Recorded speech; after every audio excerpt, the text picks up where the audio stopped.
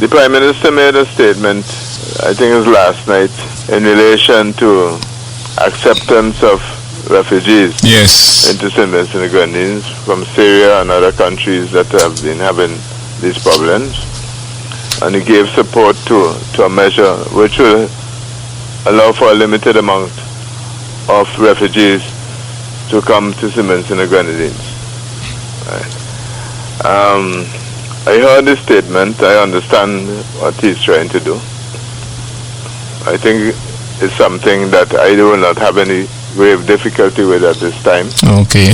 Because all over the world, efforts have been made to see what one can do with the influx of refugees coming from the Middle East in particular. It's just in our case it will have to be very limited in terms of the number. Yes. I have one difference on the matter though, and that is that I think that should be a CARICOM or OECS decision. Okay. As to how many persons could come in on that basis into the OECS or CARICOM. Right. I don't think it should be an individual country decision. I think we should look at it at the regional level. Okay. And make a determination. All right. What I find most amazing about it, however, is that the same Prime Minister who don't want the Garifuna to come in. You know? Definitely. They're coming here to take your land and your job. Our people, you know. Yes. Are coming to take our land and our jobs. And he did everything to block that. But he's quite ready to take people from other lands into St. Vincent and the Grenadines. What hypocrisy. More than hypocrisy. What hypocrisy. Our own people who we're reaching out to can't deal with that. We can deal with other countries in the world. Definitely.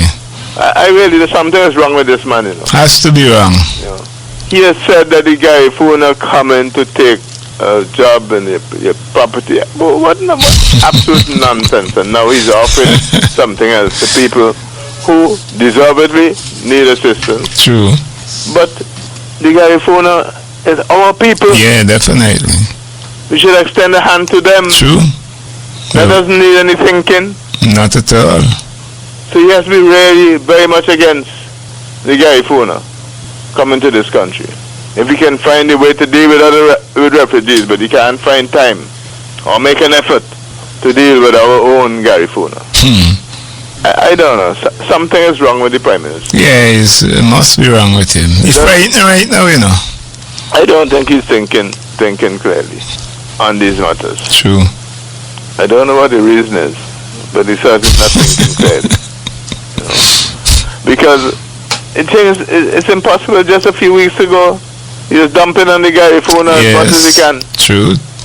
But all of a sudden, it's all for people from other countries, refugees from the Middle East, to come to St. Vincent and the Grenadines, and they're accommodated. And to criticize us for honorary citizenship, which is not bringing them here to live. No. He's criticizing that. I don't understand what is happening. True. And I want the people of St. Vincent and the Grenadines to think carefully on these matters. Think very carefully on them. They're sending a message. True. And it's not subliminal. It's barefaced. More than barefaced. You know? I just want to make that comment. Okay. And I'll expand it more on Monday. Monday, God's willing, okay. Now, I have another comment which I want to make.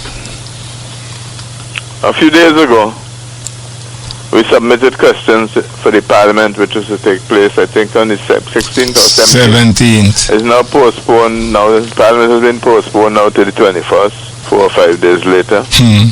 And I asked a question, and I'm going to read the question that I asked. So the first question on the order paper. All right. And it reads as follows. Honorable Anime Eustace, Leader of the Opposition and Member of Parliament for East Kingston, to ask the Honorable Prime Minister, Minister of Finance, National Security, Legal Affairs and Grenadines Affairs.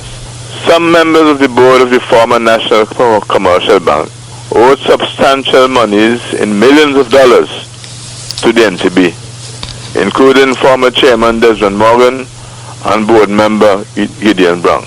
Could the Honorable Prime Minister indicate the amount owing at the time of the sale of the NCB and the status of those loans No, that is at the end of August 2015. Yes. What we're trying to find is how much money they still owe. Do they owe all of it, or some of it, or have they paid none of it?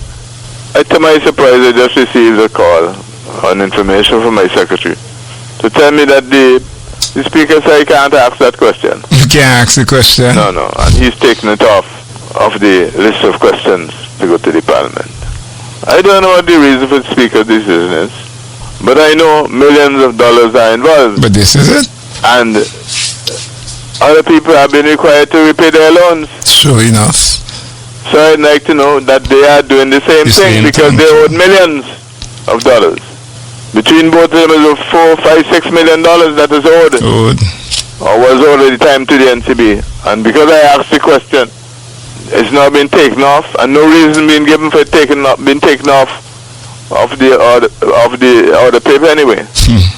I don't understand this place, you know. I don't understand it. I know they're getting desperate. People, small people, have to pay back their loans. Small people. And you have millions of dollars. But you can ask the question? Come on. Something has to be wrong. Something has to be basically very wrong. True. In this country. I am going to pursue this matter, you know. Sure enough. I'm going to pursue this matter. Definitely. We need to know how much they owe. True. And if they've been making payments since the NCB was sold. I believe a special purpose vehicle, which is a term they use in these things, in a separate kind of institution, okay, would have been given the job to deal with those loans and try to collect them. Okay? But I usually refer to it as a special purpose vehicle. But I don't mean vehicle like car. Right. You know? And I suspect that is what was done. But I want to know what the status of the loan is today. True. It's high time End of that August 2015, I want to know the status. Have they paid back any money? If so, how much? And therefore, how much is outstanding? We are paying back a loan. Taxpayers of this country are paying back a loan of $100 million. That's true. Which we had to borrow to pay the debts of NCB. So I want to know why these people, what the state of these people debts are. Because that in itself will help to get some money to pay back the loan. Definitely. I really want to know. And so I've been noticing that we'll be discussing this thing more and more. True.